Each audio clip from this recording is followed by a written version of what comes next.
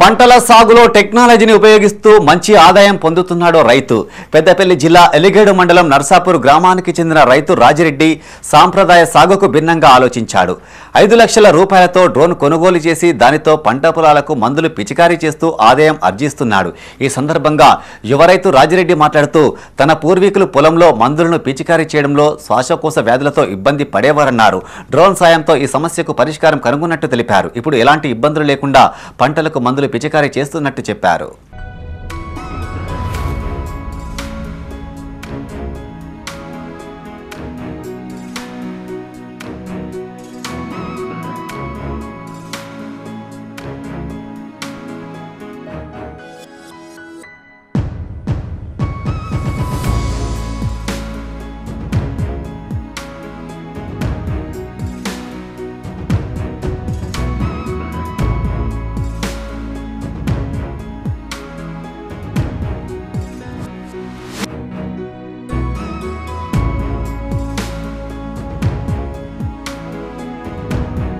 నేను దాదాపుగా 15 ఎకరాలు వ్యవసాయం చేస్తున్నాను.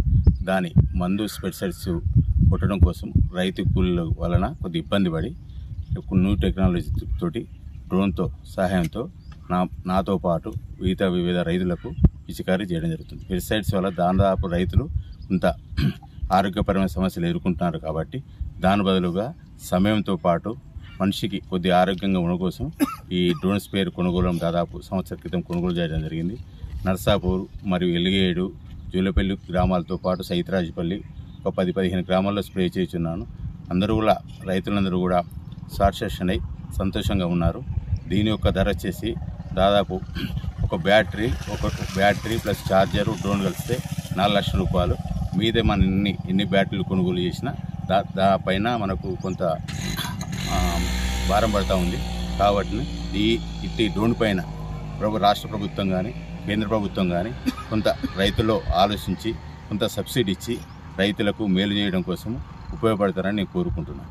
ఇది చాలామంది ఇప్పటివరకు మనం స్ప్రే చేసిన రైతులు చాలా సంతోషంగా ఉండి ఇది రైతులకు ఉపయోగకరంగా ఉండన్నదని చాలామంది భావించున్నారు. కావున ఇంకా రైతులు ముందుకు వచ్చి ఈ పరికరాన్ని కొనుగోలు చేసి రైతులు కొంత నూతన అధ్యాయం కోరం ప్రోత్సహించవలసిందిగా రావాలని కూడా కోరుకుంటున్నాను.